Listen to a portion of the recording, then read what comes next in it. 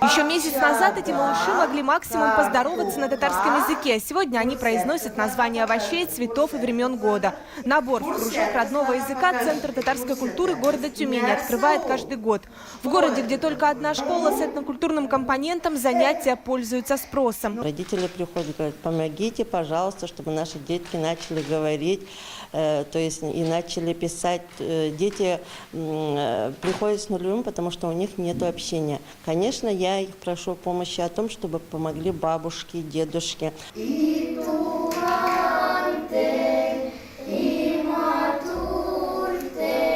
Гульфара Гарипова вместе с детьми рисует и играет, а малыши незаметно для себя осваивают язык. Мин телген, телерге, ты жешь.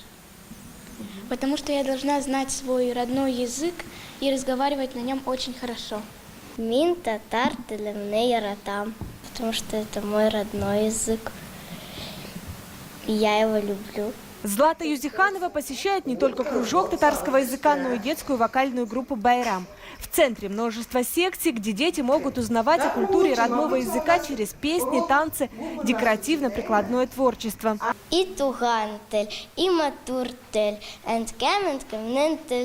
Детей могло быть и больше, говорит Гульфара Гарипова, ведь для малышей и учеников начальной школы занятия в кружке по татарскому языку бесплатные. А вот студенты старшей группы за разговорный татарский готовы платить. Спустя несколько занятий робко представляются.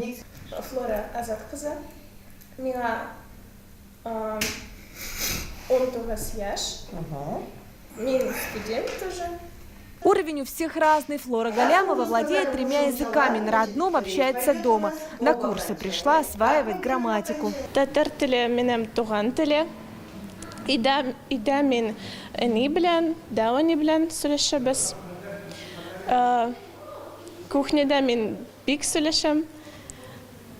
Татар теле мига биг киряк.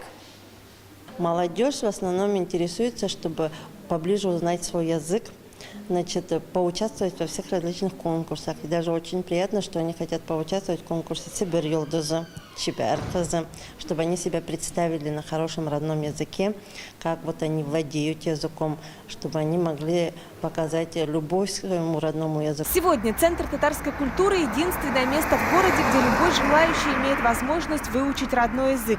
Сейчас состав взрослой группы до 10 человек. София Хайрулина, Марат Нигматуллин, ТНВ Тюмень.